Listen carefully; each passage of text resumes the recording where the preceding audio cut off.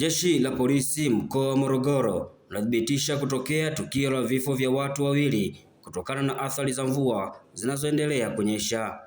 Taarifa iliyotolewa na jeshi la polisi mkoani Morogoro Februari 24 mwaka huu 2026 inasema kuwa tukio hilo limetokea Februari 23 usiku huko katika kitongoji cha Mbesi, kijiji na kata ya Utengule, halmashauri ya Mlimba, wilaya Kilombero, mkoani Morogoro, ambapo watu wawili walifariki dunia baada ya kupigwa na radi huku wengine wawili wakijeruhiwa. Taarifa hiyo imesema kuwa tukio hilo limetokea wakati watu hao wakitoka matembezini, huku wakitajwa kuwa waliofariki ni Tano Leonard Runasi mwenye umri wa miaka 36 pamoja na Ngimira Mashama mwenye umri wa miaka 27, huku waliojeruhiwa ni Manyamba Ramadhani mwenye umri wa miaka 35 na Michael Roisi Msanga mwenye umri wa miaka 28, wote wakazi wa Mbesi.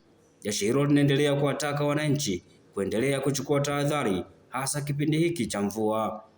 Hii ni Ayo TV na millardayo.com kutoka katika kijiji cha Mbesi, kata Utengule, wilaya Kilombero, mkoani Morogoro. Mimi ni Jacob Sonyo.